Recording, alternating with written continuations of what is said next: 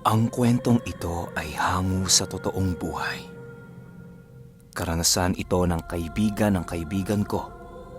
Medyo may edad na. Naitago na lang natin sa pangalang Walter. Taong 1980. Bungabong, Mindoro.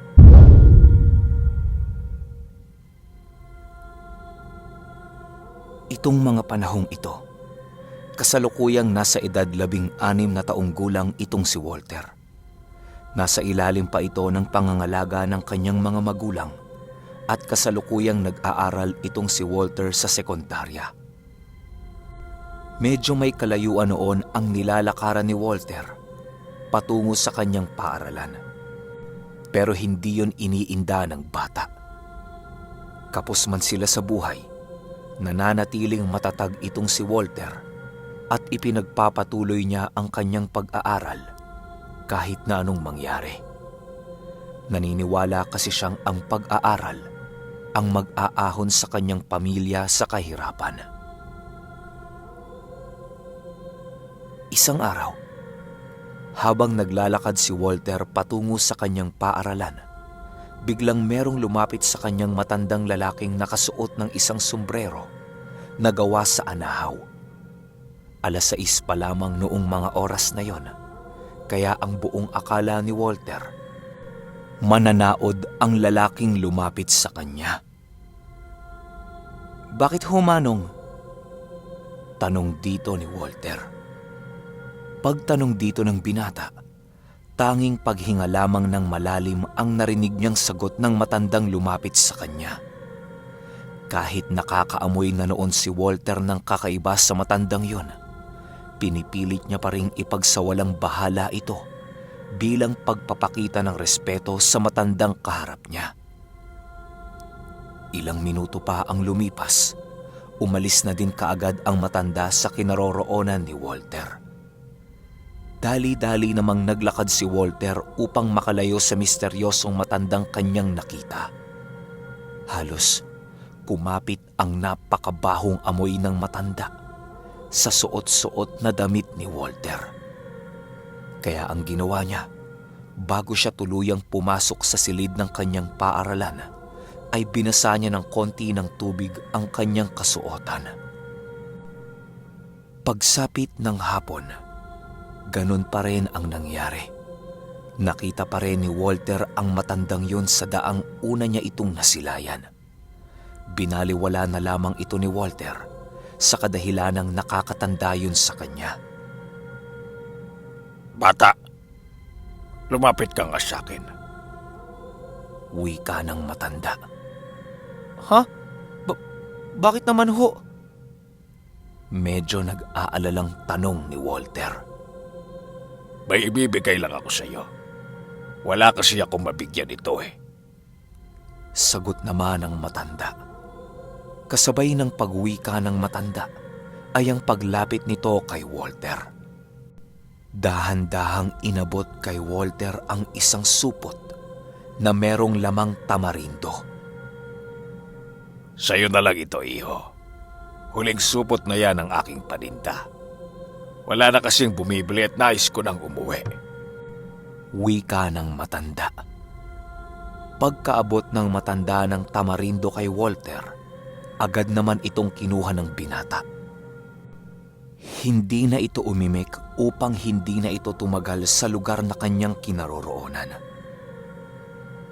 Para sa mga hindi nakakaalam, ang tamarindo ay ang produkto ng pinaghalong hinog na sampalok at asukal. Karaniwang ginagawang candy ito noong mga panahong yon. Dahil sa bango ng tamarindong hawak ni Walter, hindi niya ito napigilang tikman. Pagtikim niya dito, para bang nahumaling siya sa sarap ng lasa ng kanyang kinakain. Wiling-wili siya noong naglalakad habang kumakain ng tamarindo na ibinigay sa kanya ng matanda. "Magandang hapon po, Tay!" Wika ni Walter pagpasok niya sa kanilang tahanan. "Magandang hapon din sa iyo, anak. Kumusta ang pag-aaral mo?" Tanong nito. "Ayos lang ho, Tay. Mas maayos palang magbaon ako ng makakain, Tay, no? Marami din naman kasi akong kasamang kumakain tuwing tanghali doon sa paaralan eh. Sagot naman ni Walter. Pagkapasok niya sa kanyang silid, agaran din ang pagpalit ng kanyang damit. Di na nagawang ipagsabi ni Walter ang kanyang naranasan nung araw na yon. Pagsapit ng hating gabi, halos hindi makatulog si Walter sa kadahilanang parang meron siyang nararamdamang kakaiba sa kanilang tahanan. Panaka-naka ang pagmulat ng kanyang mga mata dahil animoy sa bawat pagpikit niya ay merong nakatitig sa kanya ng malapitan. Ang buong akala ni Walter na yun lamang ang gabing makakaramdam siya ng mga ganoong pangyayari.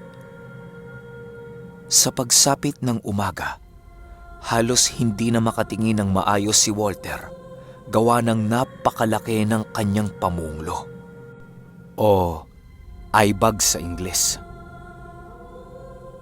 Anak, hindi ka ba nakatulog kagabi? Tanong ng ina niya. Hindi nga hunay eh. Ang sama ng pakiramdam ko ngayon. Para akong nahihilo tapos napakagaan ng katawan ko. Sagot naman ng binata. Dahil sa sinabi ni Walter, hindi na muna siya pinapasok ng kanyang mga magulang sa kanilang paaralan. Ang ginawa ng mga ito kay Walter ay pinainom siya nito ng maligamgam na tubig na merong mga kalamansi at asukal. Pagsapit ng 9:00 ng umaga, nakatulog naman ng maayos itong si Walter. Hindi na niya nakikita ang mga kakaibang nilalang na lumilitaw sa kanyang isipan sa tuwing ipinipikit niya ang kanyang mga mata. Nakatulog ng buong maghapon noon si Walter na walang nakikitang kung ano-ano. Sa pagsapit ng sumunod na gabi, bumalik pa rin sa dati ang mga nakikita ni Walter. Ayon sa kanya, sa tuwing ipipikit niya ang kanyang mga mata, nakakakita siya ng isang mukhang merong napakaitim na mga mata at mga ngipin. Mahaba ang buhok ng nilalang na yon at pakiramdam niyang nagkakatinginan sila nito ng malapitan. Nakangisi ang nilalang na yon habang nakatitig sa kanya. Sa tuwing pinipilit niyang pumikit ng matagal, bumubuka ang bibig ng nilalang na kanyang nasisilayan. Halos magsisisigaw na noon si Walter dahil sa takot na kanyang nararamdaman. Ilang minuto lamang ang pagsisigaw ng binata, agad namang tumungo ang kanyang mga magulang sa kanyang hinihigaang silid. Walter, bakit? May masakit ba sa'yo? Natatarantang tanong ng kanyang ama. Wala naman ho, Tay. Bumalik na naman po yung mga nakikita ko kapag gabi. Sagot ni Walter.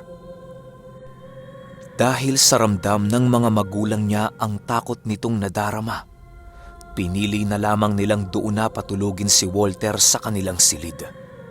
Pero kahit naroon na si Walter sa silid ng kanyang mga magulang, hindi pa rin siya tinatantanan ng mga nasisilayan niyang nilalang. Hanggang mag-umaga noong gabi, hindi na naman nakatulog itong si Walter. Sa loob ng 4 na araw, ganon at ganon ang nasisilayan ni Walter tuwing sumasapit ang oras ng tulugan. Dahil awang-awa na ang mga magulang niya sa kanya, napilitan na ang mga ito na ipakonsulta na siya sa isang albularyo. Pagdating nila sa bahay ng albularyo, agad naman silang pinatuloy ng matanda. Anong pakay ninyo? Tanong ng albularyo. Mang Fabian, ipapakonsulta lang ho namin tong anak ko. Meron kasi itong kakaibang nararamdaman tuwing sumasapit ang oras ng tulugan eh. Maging kami man ho, ramdam na ramdam namin yung sakit na kinakaharap ng anak namin. Sana ho matulungan niyo ho siya. Sagot naman ng ama ni Walter. Nang marinig ito ng albularyo, sinabihan na nito si Walter na magkwento tungkol sa kanyang mga nararamdaman. Noong Lunes ho, maayos pa naman ako. Nagsimula ang karamdaman kong to nung kumain ako ng tamarindong bigay sa akin ng isang matandang nakasalubong ko. Magmula po nun, palagi na akong nakakakita ng mga malademonyong nilalang sa tuwing ipipikit ko ang aking mga mata kapag gabi. Napakahirap pong palaging gising sa tuwing oras ng tulugan. Sana ho matulungan niyo po ako. Mangiyak-ngiyak na wika ni Walter. Maging umaga kasi, hindi na nagagawang makatulog ni Walter sa kadahilan ng kahit umaga, nagpapatuloy pa rin ang kanyang mga nasisilayan tuwing ipipikit niya ang kanyang mga mata. Bakit ngayon nyo lang isinugod sa akin ang bata? Hindi ba kayo nagtataka na merong kakaiba na sa kanyang ikinikilos? Maaari nga matandang nagbigay sa iyo ng tamarindo, iho, ay isang tik-tik. Kung matandang tik-tik ang nagbigay sa iyo ng iyong kinain, sigurado kung isa ito sa kanyang hakbang upang makuha ang iyong katawan.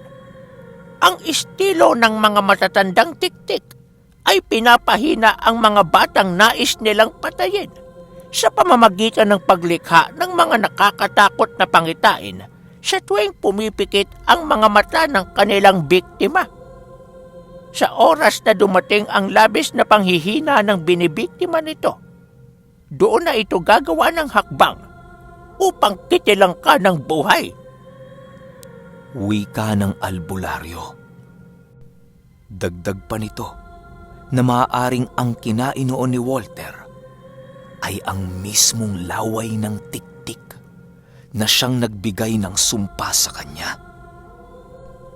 Matapos malaman ng albularyo ang karamdaman ni Walter, nag-umpisa na itong gamutin ng binata. Kung ano-ano ang ipinainom noon kay Walter na halos hindi na malaman ng mga magulang niya kung ano ang ginagawa ng albularyo sa kanya. Tanging pananalig at pagtitiwala na lamang ang pinanghahawakan ng mga magulang ni Walter para sa mga ginagawa ng albularyo sa kanilang anak. Matapos nitong magamot si Walter, nagsunog ito ng tawas na ibinalot sa dahon ng nyog, tapos ang abo ng tawas na yon ay iniukit sa noo, kamay, dapa-dapa ni Walter na nasa hugis ng krus. Matapos ang mga pangyayaring yon, nagwika ang albularyo ng, Ikaw din, Ale. Mag-iingat ka. Ramdam kong buntis ka at ang buntis ang pinakagustong kainin ng mga tik-tik. Habang maaga pa, maglagay na kayo ng mga pangontra papaikot sa inyong tahanan. Walang masama, Ale, kung susundin mo ang payo ko. Nasa sayo din naman ang desisyon kung paniniwalaan nyo ko o hindi. wika ng albularyo. Nang marinig ito ng mga magulang ni Walter, halos mapalunok na lamang ng laway ang mga ito. Itinatago nila ang 3 buwang pagbubuntis ng ina niya, pero nakakapagtakang nalaman yon ng albularyo kahit hindi pa naman malaki ang tiyan ng ina ng binatilyo. Dahil sa mga narinig nila, wala na silang nagawang mag-asawa kung hindi ang patotohanan ang sinabi ng albularyo. Humingi din sila ng mga pangontra dito upang maging ligtas sa pagsapit ng takip silim. Matapos maibigay ang lahat ng pangontrang kailangan nila Walter, bumalik na nga sila sa kanilang tahanan upang mailagay ang mga yon sa kanilang bahay. Animoy, ang ginagawa noon nilang magpamilya ay pinaghahandaan ang kung anong delubyong papalapit sa kanilang tahanan. Di na din muna pinapasok ng kanyang mga magulang si Walter dahil baka bigyan na naman ito ng makakain ng matandang minsang nagbigay sa kanya ng tamarindo. Sa paglipas ng araw at linggo, naging maayos naman ang pamumuhay nila Walter. May nagpaparamdam sa kanilang tahanan kapag gabi, pero hindi pa yon gaanong kalakasan. Ang tanging naririnig lamang noon nila Walter ay ang pag-alulong ng mga aso tuwing gabi. Hindi naman nila ito binibigyang pansin dahil baka meron lamang nakikita ang mga asong yon na mga engkantong naglalakad sa kanilang kinaroroonan. Sumapit ang pang-5 buwan ng tiyan ng ina ni Walter. Doon na nga nagsimulang magparamdam ang tiktik na tinutukoy ng albularyo. Isang gabi, habang natutulog sila Walter, biglang nagising ang kanyang ama gawa ng meron siyang naririnig na paghuhuni ng isang nilalang. Alam niyang hindi sa ibon ang gagaling ang huning yon, sa kadahilan ng ibang-iba ang tunog nito. Tik! Tik! Paulit-ulit ang ganoong tunog na naririnig ng ama ni Walter, kaya nagpasya na itong lumabas ng kanilang silid. Bago ito lumabas, nilagyan muna nito ng mga dahon ng talong ang tiyan ng buntis niyang asawa. Si Walter naman noon ay agaran din ang paggising sa kadahilan ng rinig na rinig din niya ang mahinang pagbulong ng nilalang sa kanyang tenga. Paglabas niya ng kanyang silid, bumungad sa kanya ang kanyang amang sumisinde ng mga gasera. Kinuha na din ito ang bolong nasa dingding nila at pinainit sa mga gaserang sinisindihan nito. Matapos yan, pinatalim ng ama ni Walter ang kanilang bolo. Meron itong inuusal-usal habang pinapatalim ang bolong hawak niya. Kahit gumagawa na ng pananakot ang ama ni Walter, tila ba hindi natitinag ang tiktik na bumisita sa kanilang tahanan. Patuloy pa rin ito sa paghuni kahit nagpapalipad hangin na ng mga usal ang ama ni Walter. Walter, puntahan mo ang iyong ina. Doon ka lang. Huwag kang lalabas. Wika ng ama niya. Nang marinig ito ng binatilyo, dali-dali rin naman itong tumungo sa silid na kinaroroonan ng kanyang ina. Pagpasok niya dito, laking gulat na lamang niya nang makakita siya ng isang napakalapot na laway na dahan-dahang bumababa galing sa kanilang bubong. Pagtingin dito ni Walter, doon niya nakita ang malasinulid na kulay itim na dila ng tiktik. Dahan-dahan yung bumababa sa kanilang bubungan na sinasabayan ng napakalapot na laway. Dahil sa pagkagulat, wala nang naisip na paraan noon si Walter kung hindi ang takpan ng kumot ang katawan ng kanyang ina. Hindi siya sigurado kung epektibo ba yon o hindi. Pero yun na lang ang naisip niyang paraan upang hindi malawayan ng tiktik ang kanyang natutulog na ina. Tay! Nandito yung tiktik! Sorry, pumiyok. Nang marinig ito ng kanyang ama, dali-dali ding kumaripas ito ng takbo patungo sa kinaroroonan nila Walter. Maging ang ama ni Walter noon, kitang-kita ang malasinulid na dila ng tiktik na nasa kanilang bubungan. Hinataw niya yon ng hinataw pero bigo siyang matamaan ito. Nagawang makatakas ng tiktik noong gabing yon, kaya labis-labis na lamang ang galit ng ama ni Walter. Kinaumagahan, maaga pa silang naghanda ng mga pangontrang ilalagay nila sa kanilang tahanan. Walang kaide-ideya noon ang asawa ni Walter na meron na palang nangyayaring kakaiba sa tuwing mahimbing ang pagkakatulog niya. Hindi na muna ito sinabi ng mag-ama upang hindi ito mabahala sa kanyang kaligtasan. Kahit papaano, ginagawa naman nila Walter ang lahat upang malabanan ang demonyong bumibisita sa kanilang bahay. Pagsapit ng tanghali, tumungo ang mag-ama sa albularyo upang makahingi pa ng karagdagang pangontra laban sa tiktik. Yon ang unang beses na nakasilay sila ng dila ng tiktik, kaya labis ang kanilang pagkabahala para sa kaligtasan ng kanilang ilaw ng tahanan. Pagpatak ng 5:00, napakaraming asin ang ibinuhos ni Walter sa bubong ng kanilang bahay. Halos sa sobrang kapal ng asing ibinuhos ng mag-ama ay parang guguho na ang kanilang bubong. Sa pagsapit ng gabi, nakahanda na sila Walter sa maaaring pagbisita ng tiktik sa kanilang bahay.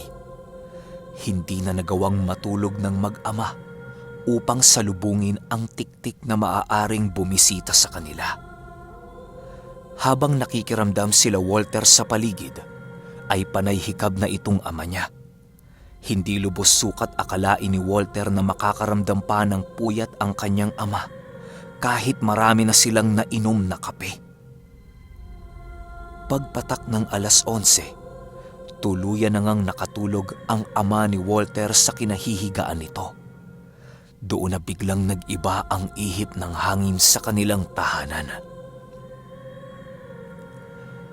Dahil sa nararamdamang kakaiba ni Walter noong mga oras na yon, pinilit niyang gisingin ang kanyang natutulog na ama. Pero kahit anong tapik o sigaw niya dito, bigo siyang magising ito. Maya-maya pa, biglang napatigil itong si Walter sa paggising sa kanyang ama nang may narinig siyang huni ng tiktik. Biglang nagsitaasa ng kanyang balahibo nang marinig niya ang huni ng nilalang na bumisita sa kanila noong nakaraang gabi.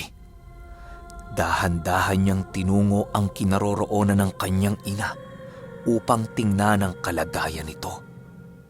Paghawi niya ng kurtina sa silid ng ina niya, doon ulit bumungad sa kanya ang napakahabang dila ng tiktik. Sa pagkakataong ito, nakalapat na ang laway at dila ng tiktik sa damit ng kanyang ina.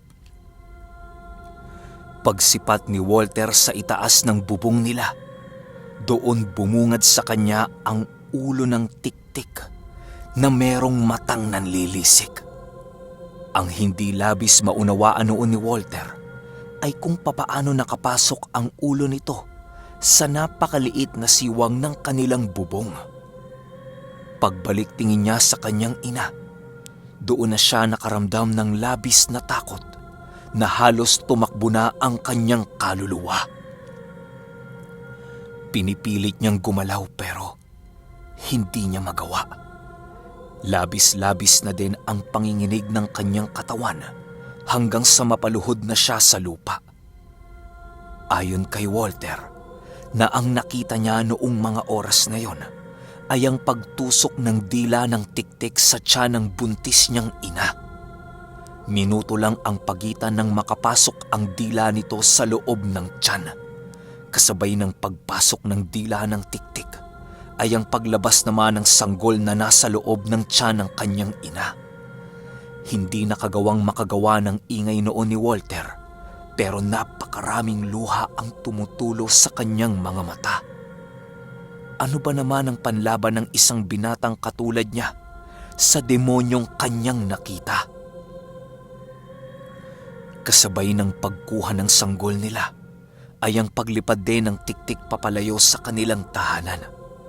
Napakabilis ng trabaho nito na para bang eksperto na yon sa ganoong gawain. Kinaumagahan, pansin ni Walter ang pagbalik sa normal ng tiyan ng kanyang ina. Sinabi niya ang nangyari sa kanyang ama, kaya maging ito ay labis na lamang ang galit sa tiktik na tumangay ng kanilang sanggol. Hinanap pa nila ang tiktik noong umaga pero bago nila matagpuan ang kinaroroonan nito, sa pagsapit ng kapanganakan ng ina ni Walter, tanging dugo na lamang ang lumabas sa matres nito. Tuluyan ang namatay ang kapatid ni Walter. Magpahanggang sa ngayon, patuloy pa ring nakatatak sa alaala ni Walter na ang naging sanhi ng kamatayan ng kanyang kapatid ay ang laway ng matandang tiktik.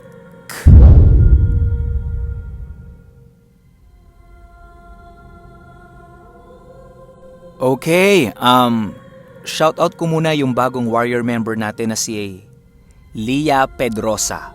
At sa mga nag-renew ng badge, andyan sina Mang Lando Maps, Sports TV, at kay Zach Gabriel Bonayon.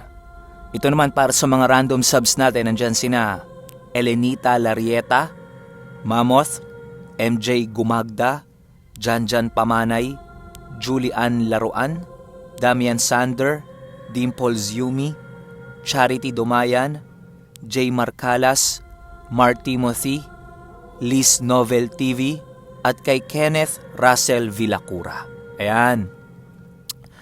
Ang masasabi ko lang sa kwento, hindi ko alam kung anong mararamdaman ko kung ako yung nasa sitwasyon ng bida natin. Kasi kung siya natigalgal, hindi nakakilos, ano pa kaya tayo, di ba?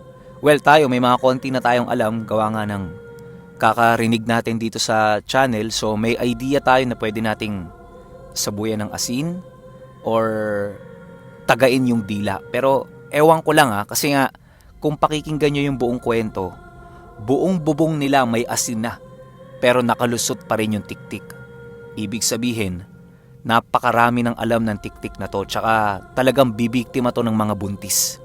Pinadaan lang siguro dito sa bida natin para easy access siya sa loob ng bahay. Kasi 'di ba, binigyan siya nung sampalok na may asukal. Baka may ano yun may dasal yun o kung ano man. Kaya kayang-kayang pumasok nung tiktik sa loob ng bahay nila.